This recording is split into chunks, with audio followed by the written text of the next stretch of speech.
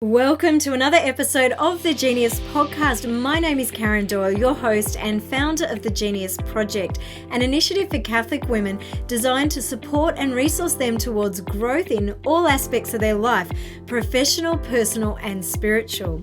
Now, we seek to do this through online courses, our Genius Project Masterclass for Catholic women, the Genius Podcast, and our live virtual events. Now, we have some really exciting news here at the Genius Project this week, in that we're going to be announcing the dates for our next live virtual event, which is coming up in just a few short weeks. Now, these live virtual events are next level, ladies. They are just not another Zoom call, because if you're anything like me, you're totally maxed out from Zooms. This platform is incredible. I have been using it to run my husband's live virtual events for Catholic teachers in the US, and it is amazing. So this is not a Zoom. It's going to be a great event where you can come and gather with other women from all around Australia and the world, and you're going to receive some really amazing input. Just come and have your souls fed by the amazing lineup of Catholic speakers that we've got coming to share and serve you over the weekend. So anyway, check it out on the website, the events page, www.geniusproject.co,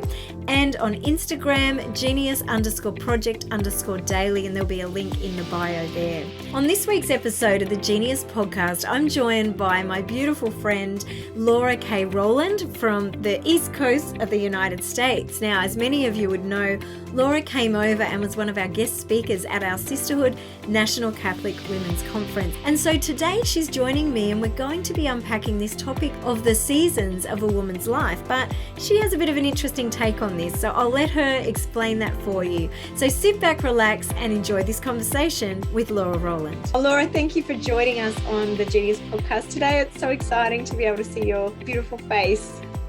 Oh, I've been so looking forward to this, Karen. Thank you for having me back. And I just love that we get to have these just wonderful conversations. I don't know about you, but I leave like almost giddy when we're finished. Like it was just a great conversation between girlfriends, like sisters, like really talking some things out. I love it. So absolutely. I love you. You've been one of the greatest gifts that God's given me over the past few years. It's just amazing. You were on, I think, episode 4 of season 1 of the podcast. So we're now into episode 2. So for women who are just joining us, Laura and I connected when you wanted to book my husband to speak over in Washington, DC, back in 4 years ago, really? 2017. Yes. 2017. He came out in like late September, early October. Yes. Yeah. Yep. Yeah. And that was great. And I remember just chatting to you, and we talked. I thought, oh, this woman's like kindred spirit, because you were helping out in the Catholic schools office at the time and organising Jonathan's speaking tour.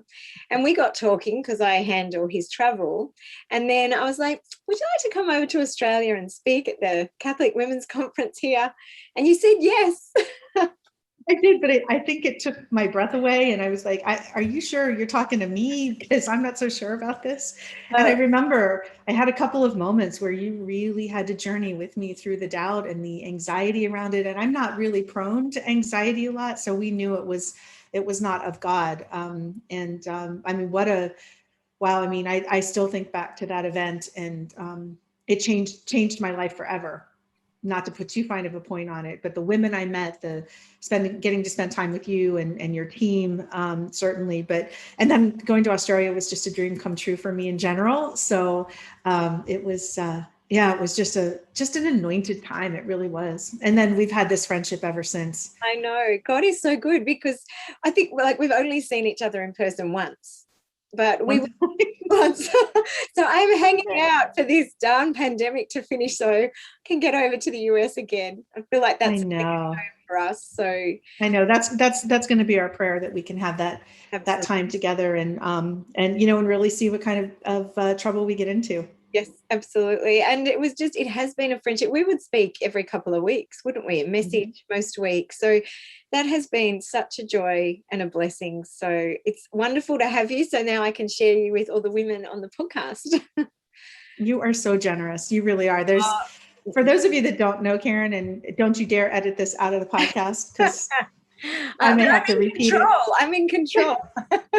No, but there is a spirit of generosity about you. And there is a spirit of just speaking truth and love to others.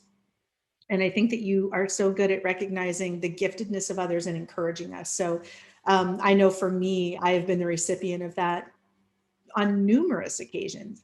And I just love that's the friendship and the sisterhood that God's carved out for the two of us to experience. So I'm grateful. Plus, we just laugh a lot, which is, I know, it's I fun. love it. And you're my late night go-to woman, because when everyone's asleep in Australia, I need to talk. I'm like, Laura, are you around? And you're just waking up. So, and usually I'm a night owl most nights, so it does work for us. We have lots of great and healthy conversations. A lot of times we don't talk about anything heavy either. We're just like, how was your day? Tell me all the things. And I just love what God's done with this. It's Amen. It's been a lifesaver for me. So ditto, 100 times. Well, look, today in this podcast, what we're going to share and talk about is the seasons in a woman's life, because you and I are both at different seasons, and we've obviously matured along the journey and gone through, weathered all of the seasons. And it's an area that I think is really helpful for women to have insight into, because sometimes we can hit a particular season and go, oh my gosh, what the heck is going on? And we flounder. We can also fall into despair and hopelessness if we don't understand the season. And also, importantly, that we don't understand that seasons are cyclical and they pass, they come and go. So often I think we feel like we get stuck in a particular season, but I think it's that hope in Jesus where we realize this isn't going to last forever. And you've done a lot of work around this area of seasons and identifying this season. So can you share a little bit with me about that work that you've done before we dive into it? Sure. So with the women's ministry that I co-founded back in 2018, Encounter Grace, we run small group studies we have two groups of women, two cohorts, if you will. And this latest one that we did was called Seasons, and they're 5 weeks. And it's always rooted in scripture. We always do Lectio Divina and that kind, and spend time praying together, and then really unpacking different topics. So this time around with Seasons. And the reason we brought that together was based on our 3 years with these walking and journeying with these women, accompanying one another and really getting to know where everybody was. And what we kept hearing was, oh my gosh, this stage of life that I'm in, this stage of life. And I kept thinking, it's not quite a stage, right? A stage has very specific characteristics, and there is a clear beginning and a clear end. And so what I use the example is, you are an empty nester if your last child leaves your nest and nobody returns for a period of time. Yes. And so that is a stage of life, an empty nest stage. A season of life is, as you said, cyclical, and it can last a very short amount of time. It can last for years, right? Or you can go through little mini seasons within it, and you can experience many seasons at a time. And when we sat down to really think about which ones we wanted to talk about, because you could package these in any way, but the 5 that we chose were a season of discovery, a season of wait, a season of sorrow, a season of abundance, and a season of contentment. And really those, they really kind of overlap one another in some ways. And then the way that we approached it with the women and unpacking it was we looked at the definition of each one of those words, which was really interesting. We looked at some synonyms so that the ladies were like, oh, I have thought that was the same thing. And we're like, okay, so you were sort of on the right track. Yeah. And then we looked at what that particular season might look like, and what that season might feel like. We looked at how we experience that season based on whether we are rooted in the gospel or if we're not rooted in the gospel, because those seasons look very different. And then we looked at, how do you know if you're coming out of that season? Because so many of us think like, oh, I'm stuck, like you said, I'm stuck in the season forever. Well, no, this is how you know you're kind of getting out of it. And then sort of what comes next. And it was really fascinating to watch the ladies sort of unpack these things, because they're like, oh, I want the season of abundance, or I want the season of contentment. Everybody was picking their sides, like, I can't wait to get to this. Yeah. But what we realize is depending on where we are in relationship with Christ, where we are in that, I said, whichever side of the church door you're standing, so to speak, right? A season can look very, very different. Yes. Right. And I love that you use the word hope, because that was what came out of the discussions about the seasons, were that if we are rooted in the gospel, no matter what season we are in, if we are rooted in the gospel, hope is the overarching. It's the thread that just runs through it, that keeps us connected and keeps us grounded, and it gives us something to hold on to. Yeah. So it's really a fruitful, pun intended. I was going to say no pun intended, but I think pun intended, seasons growing, all that kind of stuff. And so really to see the women sort of embrace where they were and be like, okay, I got this. I know exactly what I'm doing. I know exactly maybe some tweaks that I need to make, or I'm settling in for the journey for the little bit. So it was great. It's really good. Beautiful.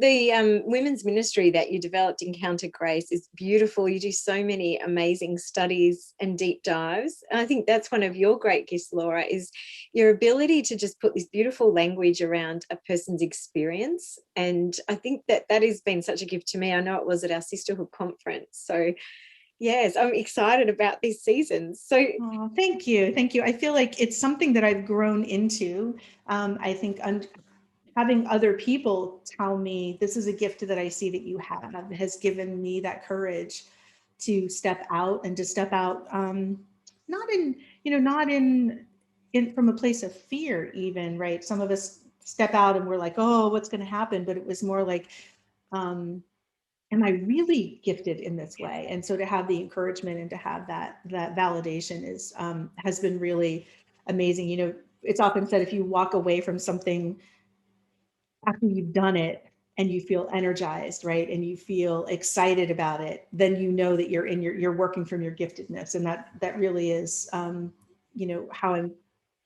hoping I'm honoring God by using it. Absolutely. Well, you are.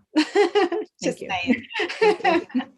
You're such a good encourager with that, for sure. Tell me, I would love to hear more about each of these seasons. So you identified 5 seasons. Can you run us through each of them? Sure. Yeah. So the first season was a season of discovery. And discovery is sort of like you are curious, you want to learn some more things.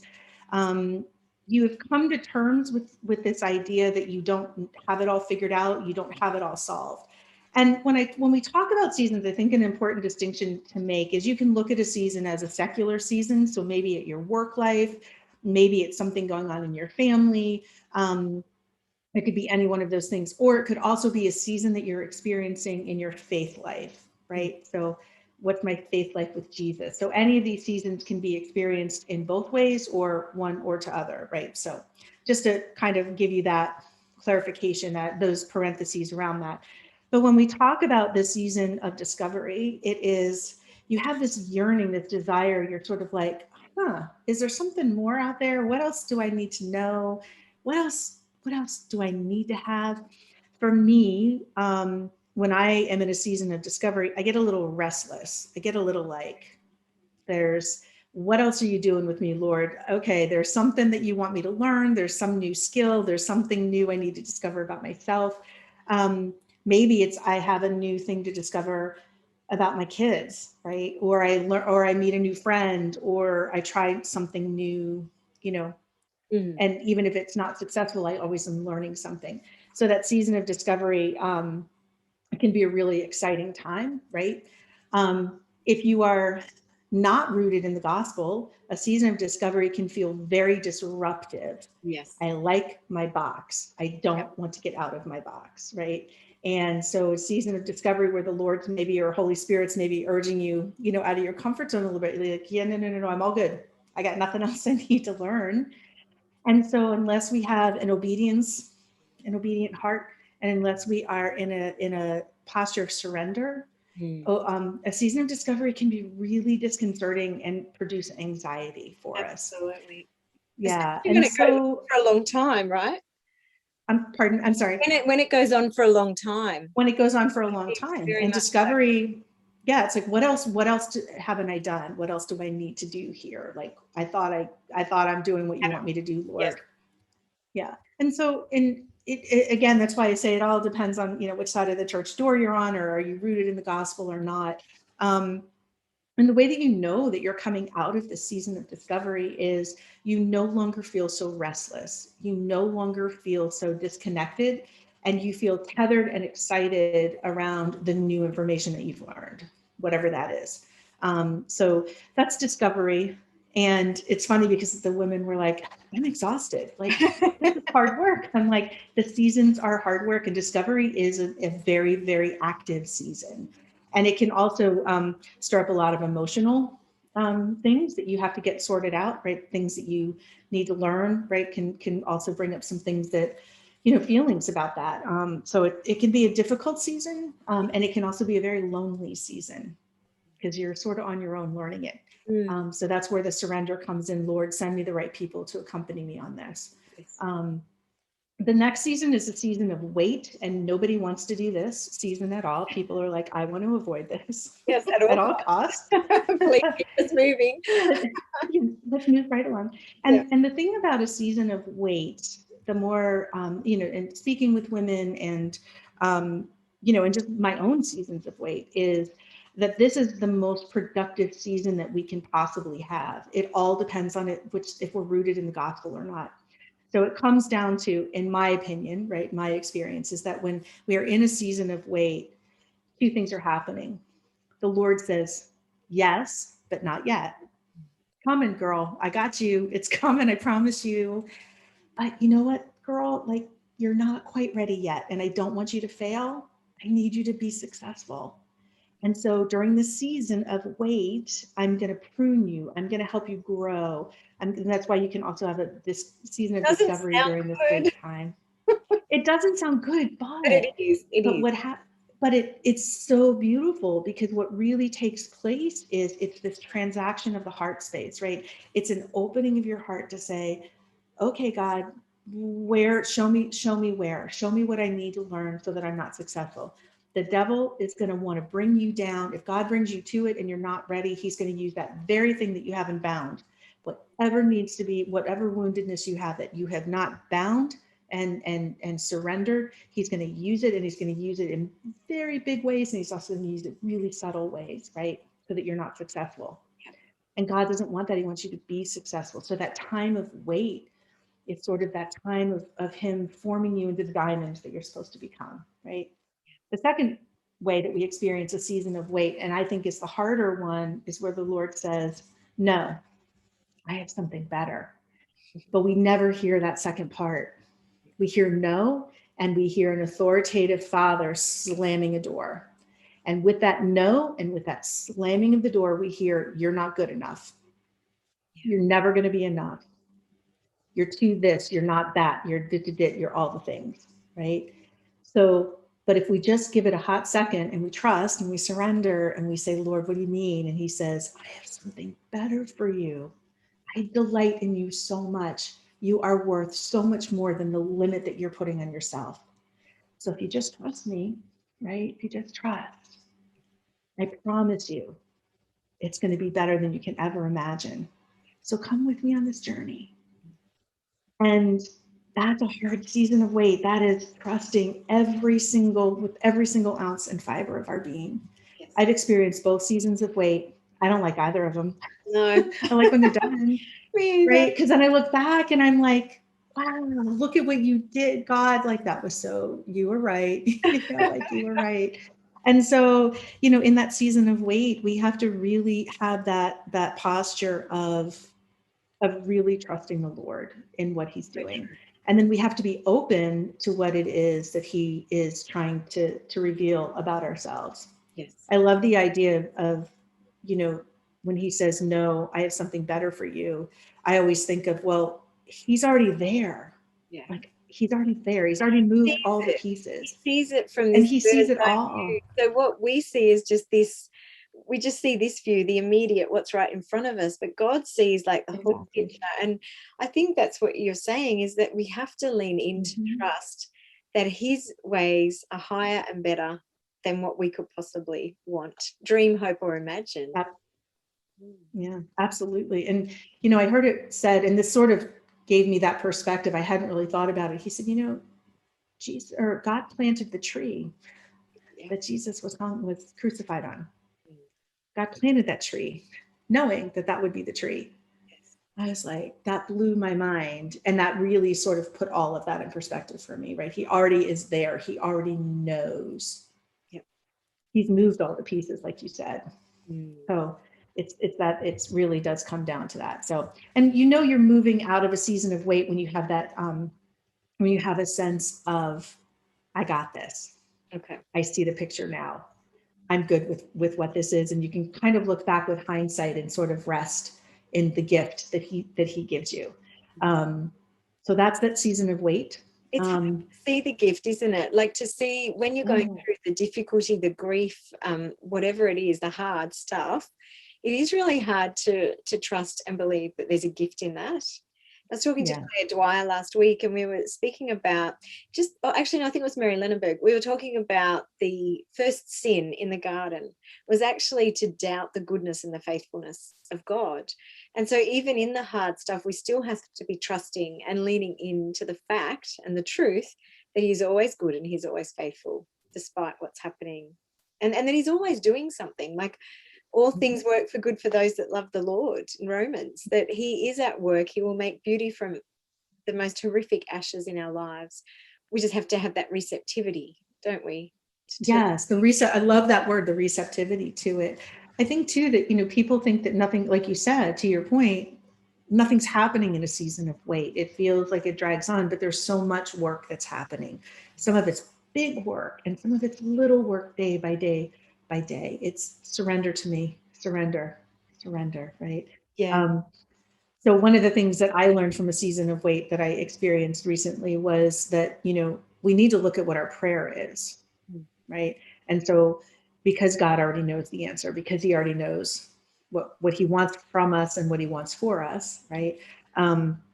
This idea of what is it that we're praying, and so many people, and I include, I'm pointing at myself. It's a very specific prayer. Lord, please, I need to make X amount of dollars at this job in order to be able to do, whatever it is I want to do. And that's the prayer, right? Day in and day out. And really what the prayer should be is, Lord, send me where I can do your will, and you'll make it enough. And so when you flip that prayer, it puts it all back on God, right? Where it needs to, where it comes from to begin with. And I think that then you get this release from anxiety when you do that, because you realize it's actually not up to you, like to strive and hustle and to make it and force it. But when we just surrender it and we believe and we trust that he's in control, then there's a grace and a peace that flows from that. So absolutely. Well, anxiety is fear of the future. It's that what's going to happen. And then, so if we can surrender that part of it, like you said, and just find that trust, and we build that trust day by day. It doesn't come all in one big swoop in. It's a daily like, oh, you look at what you did, Lord. Thank you. So we have to receive it. We have to be on the lookout for it. It's a whole different way of interacting with the Lord when you're in that season of wait. Okay, so season of wait. What's the third season? Okay, so the third season is season of sorrow, and really nobody wants to be in sorrow. And there's some good seasons. Well, yeah. It's abundance. I heard abundance. They're all actually good seasons if you're thinking about it, right? Because I think there's good fruit that's born.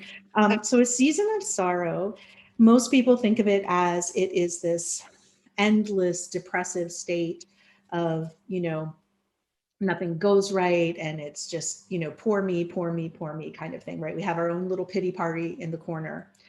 So when I look at sorrow, I look at it, I kind of come at it from like a side door, right? So I never do things head on.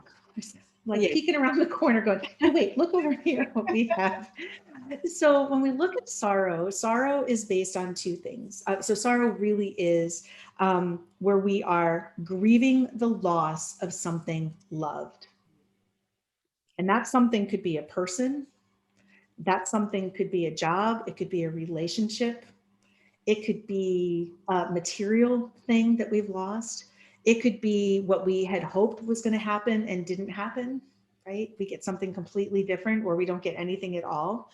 So when we're in a season of sorrow, what we have to acknowledge is, what is it that we've lost? And I would posit that everyone has lost something in the last 18 months. Yeah. We've lost a dream, we've lost travel opportunities. Some of us really have lost loved ones, either through death or illness. We couldn't see people. So all of that stuff, right? And the thing is that unless we take that opportunity to really grieve it, it just stays with us. And the more it stays, the more it layers on, because one thing kind of leads to another. So St.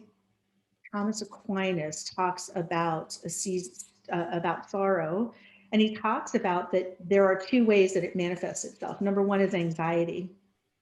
And I'm not talking about people who have a clinically diagnosed anxiety disorder.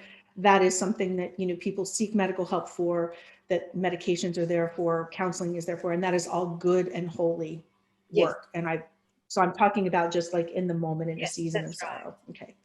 Okay. So when you're feeling that anxious, right, that anxious state, it's that fear of what's going to happen, because all you've known is that nothing goes according to plan. Nothing is happening. That's the whole past year, right? Right? You've lost every last thing.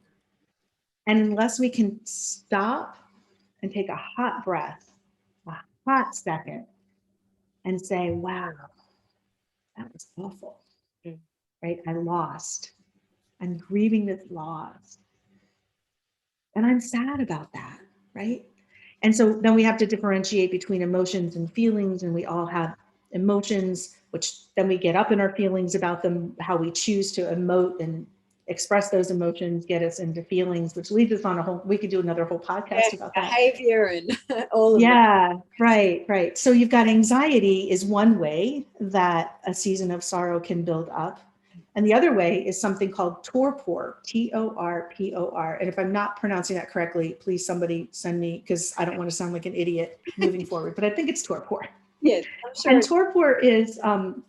torpor is just this feeling of like lethargy. You don't really want to interact with people. And that's even like introverts like me, who then really, really, really don't want to interact. It's a feeling of just like, you can't get out of bed. It's like, I just want to lay around. So it's sort of a depressive state. And again, not somebody that's clinically depressed. This is coming on as a result of this unresolved grief or unacknowledged grief that we have. And I always liken torpor, so hopefully people will get this reference, but the movie Inside Out, it was a Pixar movie that came out several years ago, and it was all of the feelings and the emotions were sort of having this interplay, and torpor was sort of the round, blue-looking woman. Yes. And she just like dragged along the bottom everywhere, and she just brought everybody down. And joy, the emotion joy, was like, you need to move so I can come in. And she's like, no, he needs to experience me so that there is room for you, because I take up a lot of space. And joy is like, ooh, like up and down, like a rocket. And depression is sort of like big and bulky, and it just fills up all those spaces.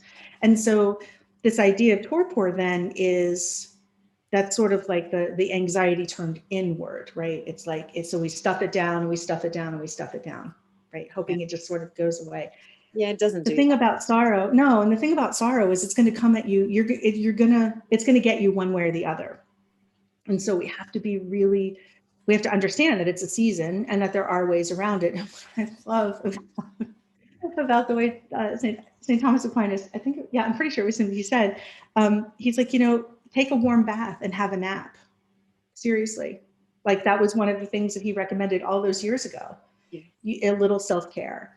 And he also said, to have pity on somebody means you have compassion towards them. So give yourself that compassion that you would have somebody else. So in a season of sorrow, that you're starting to come out of it when the torpor sort of lifts, or you're not so anxious about the future, and you just feel a little more in balance.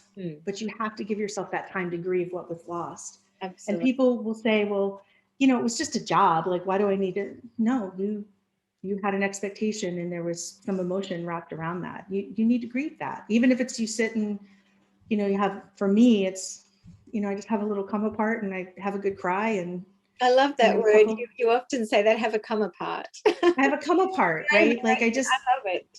But it's so when we have a come apart, right, we crack, yes. right? And what shines through the cracks? Light, joy, happiness can come in. I like to think that God fills me with his super glue that puts me back together in a little bit of a better pattern. And there's that the physiology behind actually crying. It's scientifically proven it's important, because that act of crying, that act of lamenting and grieving actually releases that within your body. I mean, as you know, and I've shared on a couple of podcasts ago, we just had 2 suicides of young men that, 13, 16, that my kids knew. And my daughter particularly said to me the other day, she goes, well, when should I stop being sad? And I said, well, you just have to do these things that release that grief, and so that you can keep moving through it, so that you don't become stuck. And I thought, gosh, it's interesting to teach her about how to do that, to exactly what you said, have a bath, care for yourself, journal it, pray, talk, walk, just those little things that do keep you moving so you don't get stuck. Yes. And that's exactly what was recommended. Those were all of the things, right? So this season has been around as long as humans have been around, right? And so it's understanding and acknowledging, and we have to allow ourselves to do that to become healthy. Absolutely. So the 4th season then is abundance, and everybody's like, oh, finally I'm out of sorrow. I get to go, get to live abundantly. I'm like, well, here's the thing about abundance. Yes, I know where you're going with this. We had this conversation a couple of weeks ago. Yes, we did. So abundance, as we talked about, was that sometimes, we think of abundance as all of the good things. It's like, oh, finally, like things go my way. It's a day of green lights. They get my coffee order right. And, I had extra points, so I get it for free. And, it's just a day like where everything goes right. And we think, finally, I'm in a season of abundance. Mm-hmm. But the thing is that we can also have a season of abundance of the not so good things. So welcome to my last 18 months. Exactly, right? Yeah. And so people, when we brought this one up and I said that, they all went, you are such a dream squasher. And I said, I know, I get it. But again, it depends on,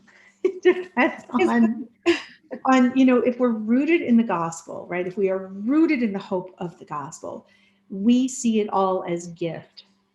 We see all of the good things that we get as a gift for no reason than God gifts us things. And we see the bad stuff as gift because we know that something is happening. We think it's a season where nothing's happening and we can just sort of float along and whatever. But really, it's sort of that this too shall pass mentality of some days you've got it all together and then other days it feels like you have nothing. Yeah. And you can have this season of abundance of feeling that way, of the too much of the not good and too much of the good, right? And so we're always striving to kind of even all of that out. But the reality is that we're humans and life is messy and chaotic. Thanks, Adam and Eve. That's sort of where it all started. And so it's this idea of, if we can look at abundance as it's just my turn to be, to have more today and of the good stuff. And tomorrow it'll be my turn to have the not so good stuff.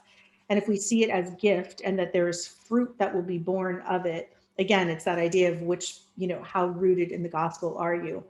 The season of abundance teaches us, if there is a fruit, if I could name a fruit for this particular one, it's a fruit of detachment. Mm-hmm. So it is detaching from the outcome.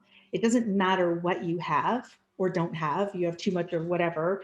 It is detaching from that and just saying, thank you, Lord. Mm. Thank you. I know that you're going to use this for your good and your glory. Saint Therese of Lisieux, everything is grace, everything is gift. Her perspective that no matter what comes, the good, the bad, the ugly, it's all pure gift from the Lord, that he's at work in all of it. Yes, absolutely. So it's a season of active work on your part and detachment, and God is doing some amazing things in that. And our job is to sit and sort of just appreciate it all. And that's what we do.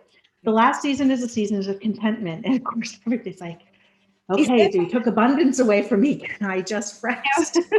Are you going to take contentment away from us too? Yep, absolutely. And here's why. Get off.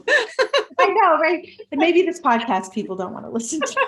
No, look, I think it's good because, in Australia, as we've shared, like, we're just in lockdown. Like, all the states can't leave the country, can't leave your state. People in many states can't even leave their home. So I think this is really very timely. Good, so please tell us how we can be contentment, right? So contentment means to be happy, and it means to be content, a season of contentment, just to sort of like kind of coast along a little bit, right? But this idea of contentment, on the surface, we feel like we're resting, right? Like we're just sort of I think of it like a swing. Like you're not on the teeter-totter where you're up one and down the other, right? You're like in that fulcrum part. You're like in the center, and you're just sort of like hanging out there, right? And that is a good place to be, as long as we are using that time of contentment to use it as a season of praise as well, right? Like to make sure that we are praising and giving thanks, and we're using it as a time to sort of reflect on the seasons that we've just been through. If we're not doing that, which means we're not really rooted in the gospel and we're not really in balance in our relationship with Father, Son, and Holy Spirit, what that does is it breeds complacency, a laziness, a slothfulness, and all of that starts to lead to a little bit of comparison. Like she's got a little bit more than I have. I thought I was content, but so we're sort of like, if we're not looking carefully at the right thing, we're looking around us because now we've got all this time on our hands kind of thing, right? And we're looking over our shoulder and we're going, how come she got this and I didn't get this? And, and then that sort of can lead to some jealousy going on, right? And jealousy in and of itself is not a great thing. We don't want to be there. That's where the comparison hits. But all of that leads to envy.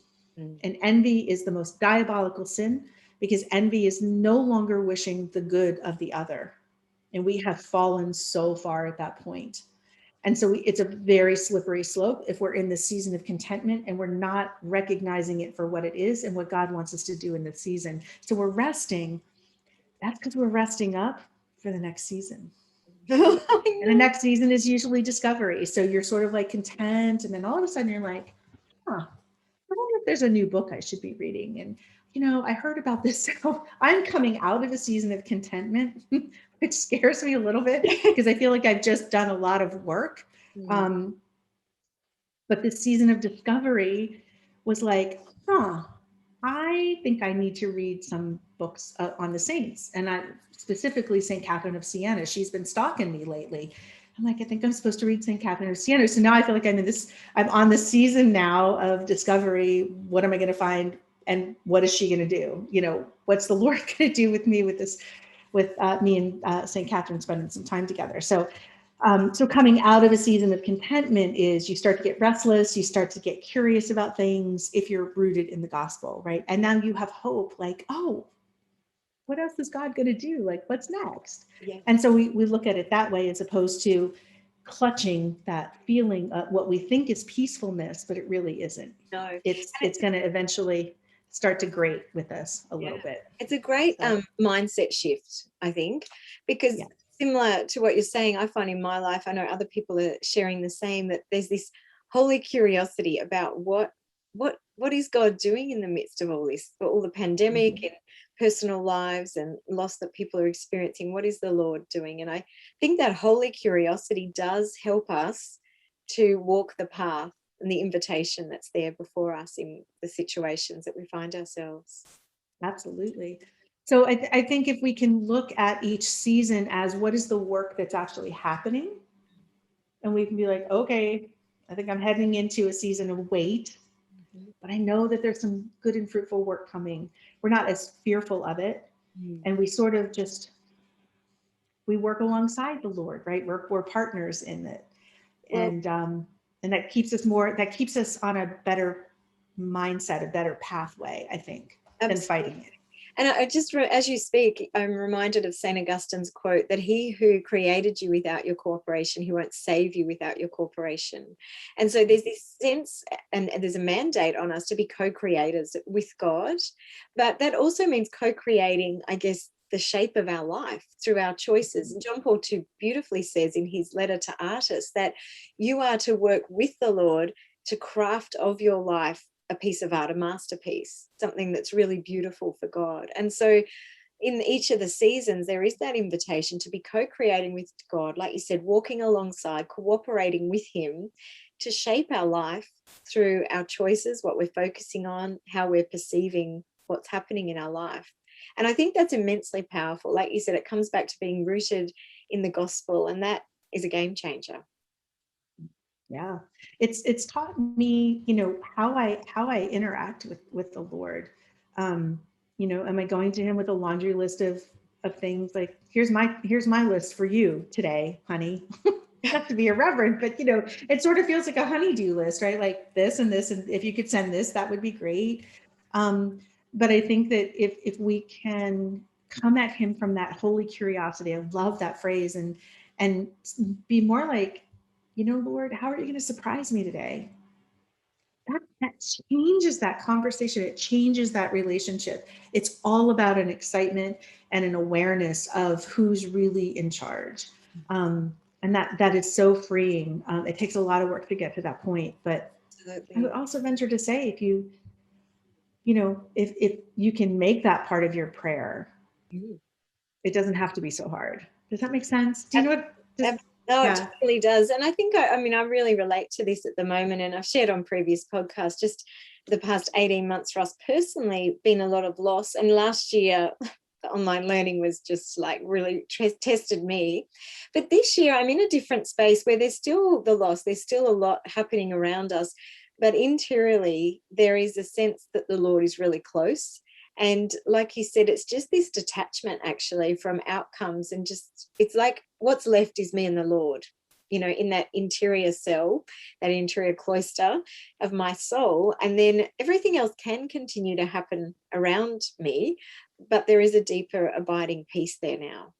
Yeah. And I think that can only happen when you've experienced loss, or when you've experienced the difficulty, because that's what he's doing. And that's the beautiful fruit of these different seasons in our lives. Yeah. So I know so many people. I'm sorry, I didn't mean to cut you off. No, I was just going to say, I just really want to encourage the women listening to this, if they do find themselves in this season, to press in and to lean in, to trust that he's good, he's faithful, and that he will bring us through. There will be beautiful fruit through our yes and our cooperation with him.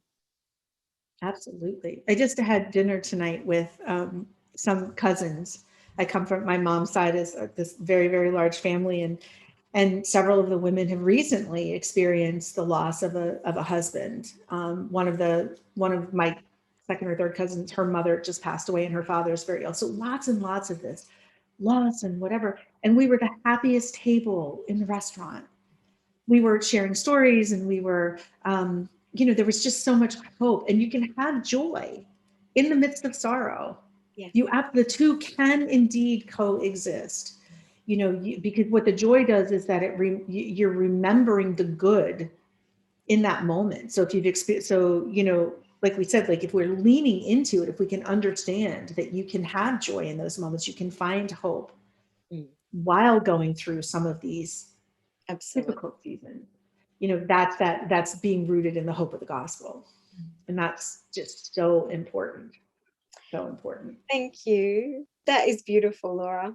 You always just say it so beautifully. So thank you. I hope it's a real blessing to the women, and I can't wait to have you on the podcast again in a couple of months. There's so many topics you and I could do together.